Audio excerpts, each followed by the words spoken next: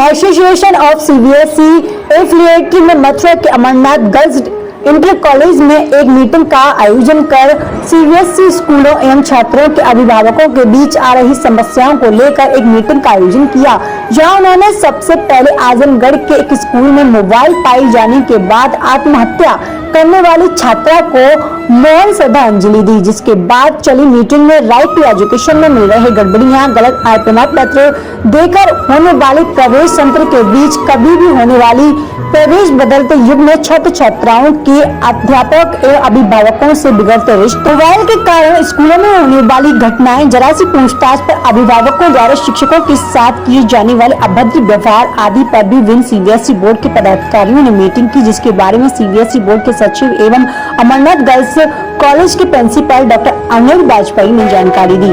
Sir, एक समय था जब बच्चों को डांट कर, प्यार से उचकार कर और साथ के साथ में ताड़ना देकर, यानी कि उसको सिखाने के लिए, उसको मजबूर बनाने के लिए टीचरों को जाना जाता था कि टीचर बच्चों को अपने द्वारा डांट सकते हैं, मार सकते हैं, और उससे बच्चे मजबूत हुआ करते थे और वो पढ़ाई का दौर अलग था।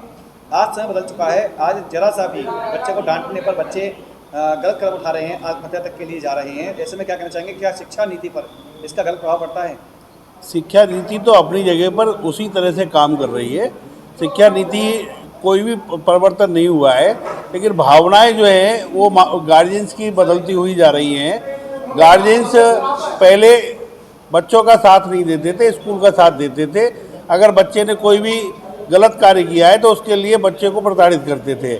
आज के समय पर विद्यालय से जब बच्चा घर जाता है और वो जाकर के कहता है मुझे खड़ा कर दिया था, तो इसी को प्रेस्टीज इशू बना करके गार्जियन से उल्टे स्कूल में आकर के कंप्लेंट करते हैं, जबकि वो बच्चे वास्तव में उन गार्जियंस का कहना नहीं मानते हैं। अगर गार्जियंस पूरी तरह से माता पिता बच्चों का फेवर ना करें और बच्चों को अच्छा पढ़ाने के लिए विद्यालय के साथ में सहयोग करें तो इसको परिवर्तित किया जा सकता है। मेन समस्या यही है कि पहले गार्जियंस स्कूल का फेवर करते थे, आज गार्जियंस बच्चे का फेवर करते हैं, जिससे शिक्षा का स्तर गिरता हुआ जा रहा है। और इस स्तर को सुधारने के लिए मैं गार्जियंस को ही ये अनुरोध करूंगा कि वो अपने बच्चों को समझाएं, और अध्यापक के द्वारा जो डांट फटकार है वो एक स्वर्णकार की तरह कार्य करती है। सर, आप कहते हैं बच्चों को समझाएं, जबकि आज का दौर जो है तकनीकी युग का दौर है, मोबाइल का दौर है। बच्चे मोबाइल के पीछे घर वालों तक से विमुख हो जाते हैं, घर वालों से बात नहीं करते हैं। ऐसे में अभिभावकों की बात बच्चे कैसे मानेंगे? मोबाइल बच्चों के लिए बहुत हितकर है। मोबाइल के विषय में स्कूल में भी हम लोग समझाते हैं कि आपको अगर नेट देखना है तो आपको रिलेटेड जो जितना भी कार्य है उसको करें, उसके बाद में मोबाइल को अपनी मम्मा को या पापा को दे दिया जाए। इसी तरह से गार्जियंस भी घर पर उनको टाइम टू टाइम मोबाइल दें, और जो बच्चों की प्रॉब्लम है उनको सॉल्यूशन के लिए उनको मोबाइल दिया जाए, उनको पर्सनली मोबाइल प्रोवाइड नहीं कराया जाए। बहुत से गार्जियंस जो घर बच्चों को प्रोवाइड करा देते हैं पर्सनल मोबाइल, उन बच्चों को परेशानी होती है। तो इसके विषय में भी गार्जियंस को यही मैं रिक्वेस्ट करता हूं कि बच्चों को पर्सनली मोबाइल प्रोवाइड नहीं कराए, टाइम टू टाइम उनको मोबाइल देते रहें, क्योंकि आज की शिक्षा जो है वो तकनीकी पर आधारित है, डिजिटल एजुकेशन है, तो इसमें मोबाइल की भी आवश्यकता है।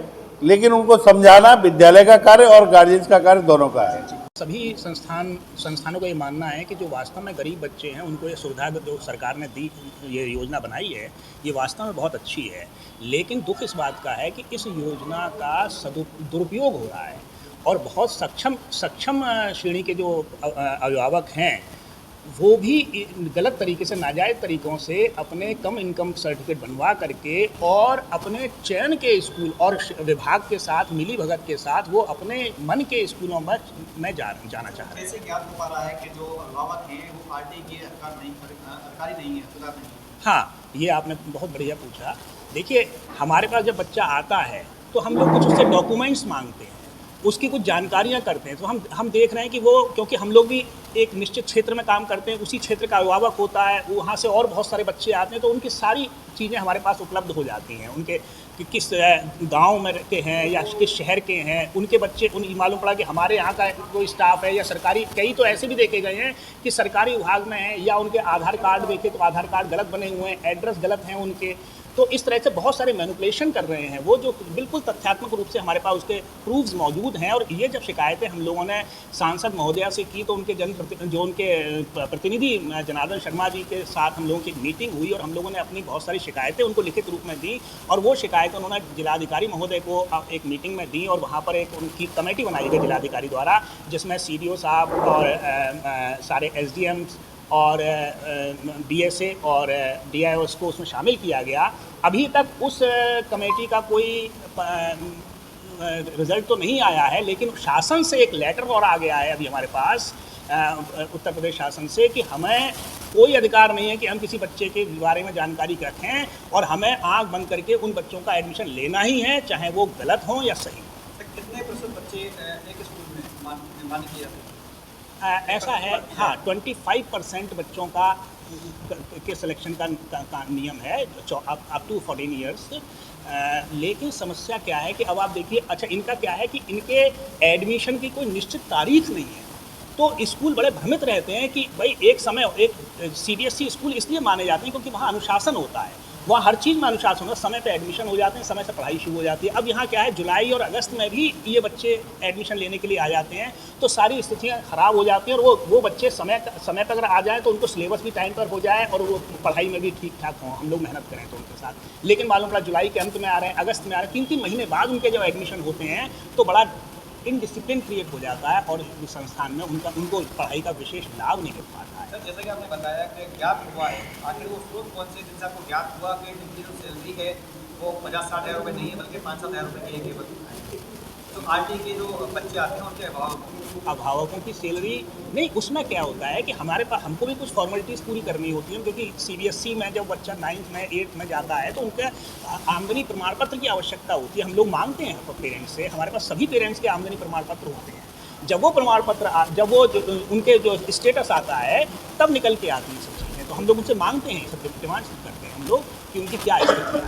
बैंक के स्टेटस में और जो उनका आय प्रमाण पत्र है उनमें अंतर आता है निकल? हाँ, 100% बैंक प्रमाण इसके तो मैं इनसे कहूँगा वो उन्होंने मंगाए हैं बहुत से बच्चों के बैंक स्टेटमेंट, एक महीने में 3-3 लाख का टर्नओवर है, और 1 लाख का उन्होंने 1 लाख से भी कम का उन्होंने आमदनी प्रमाण पत्र दे रखा है। ऐसे बहुत सारे उदाहरण हैं, एक नहीं। आधार कार्ड में मैनिपुलेशन है।